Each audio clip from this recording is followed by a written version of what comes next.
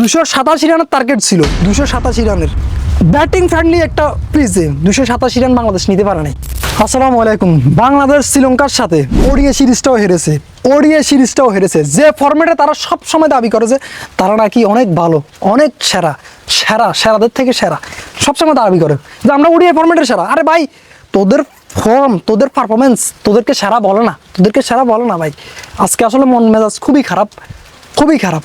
এরে ভাই, আপনি 25টা বছর টেস্ট ক্রিকেট খেলেন, ওই 25টা বছর টেস্ট ক্রিকেট খেলে 25টা টেস্ট ম্যাচ জিতেন নাই। শ্রীলঙ্কার সাথে কিছুদিন আগে ইনিংসের ব্যবধানে আপনারা হেরেছেন, টেস্ট ক্রিকেটে হেরেছেন, আপনারা হেরেছেন। তো এখন আমরা এরপরে ভাবছি যে না, তারা ওডিআই ফরম্যাটে তারা তো সেরা, তাদের সেরাটা তারা দেখিয়ে তারা সিরিজটা উইন হবে, তারা কামব্যাক করবে দুর্দান্তভাবে। কোথায় কামব্যাক করবে? তারা ওডিআই ফরম্যাটে তারা কামব্যাক করবে, বা তারা এটা তো হেরেছে। আপনি কি দোষটা দিবেন আমাকে বলেন, কার দোষটা দিবেন এখানে? এই যে লাস্ট ম্যাচটাতে আপনি কার দোষটা দিবেন? 287 রানের টার্গেট ছিল, 287 রানের ব্যাটিং ফ্রেন্ডলি একটা পিচে 287 রান বাংলাদেশ নিতে পারে নাই। এখানে 350 রান অনায়াসে করতে পারতো অন্য কোনো দল হলে, বাট বাংলাদেশ নিতে পারে না। ওইটা আমাদের ব্যাটাররা কি করছে জানেন? সর্বোচ্চ স্কোর করছে আমাদের তাহিদ হৃদয় 100, শুধুমাত্র অনলি 51 রান, তাও বেশি ভাই। অন্যরা যদি এরকম করতো তাহলে হইতো।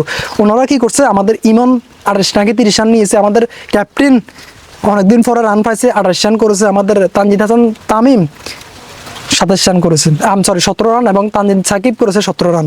ওভারঅল আমাদের ব্যাটিং পারফরমেন্স হচ্ছে এরকম। বোলিং আমাদের তাসকিন আহমদ দুর্দান্ত ছিল, শুধু তাসকিন আহমদ প্রথম ওডিআই ম্যাচে এবং থার্ড ওডিআই ম্যাচে টোটাল 2টা ম্যাচে 6টা উইকেট পাইছে। তো আমাদের আসলে ঘাটতিটা কি? আমাদের কি করতে হবে? আমাদের ম্যাচ তো জিততে হবে। এই যে ম্যাচগুলো ভাই কতটা ইম্পর্টেন্ট আপনি জানেন?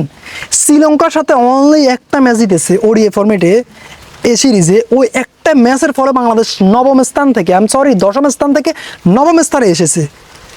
তো আপনাকে যদি 27 বিশ্বকাপ খেলতে হয় সরাসরি, তাহলে আপনাকে কি করতে হবে জানেন? আপনাকে 8 নম্বরের ভিতরে থাকতে হবে পয়েন্টস টেবিলে, না হলে হবে না। 8ম স্থানে থাকতেই হবে, না হলে আপনি সরাসরি 27 বিশ্বকাপে খেলতে পারবেন না।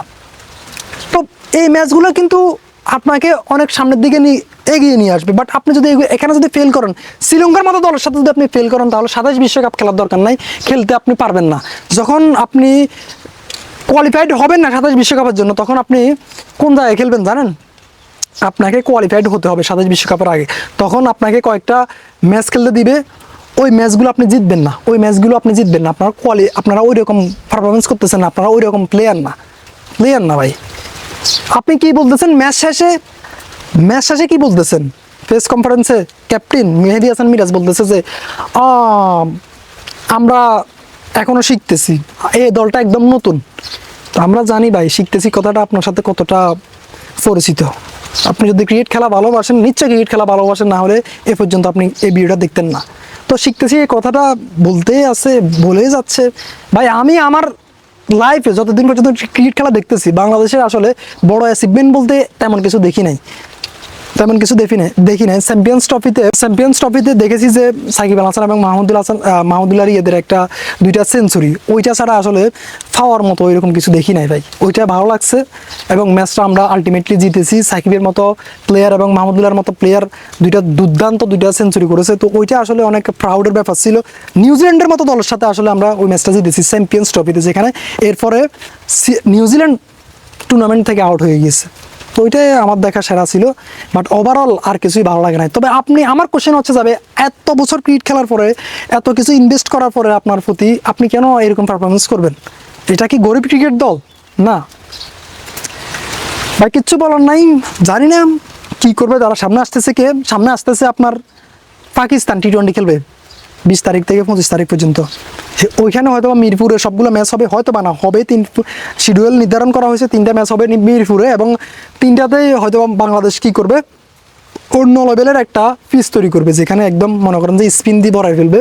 তো এবং সুন্দরভাবে মনে করেন যে পাকিস্তানকে তারা T20তে হারিয়ে দিবে, এবং বাংলাদেশ এরপরে সবাই অনেক উল্লাস করবে, অনেক সেলিব্রেট করবে যে বাংলাদেশ এখনও আছে। কিন্তু এই বাংলাদেশ মনে করেন নাই, তাদের পারফরমেন্স অনুযায়ী তারা আর কোনো কথাই বলতে পারবে না ভাই।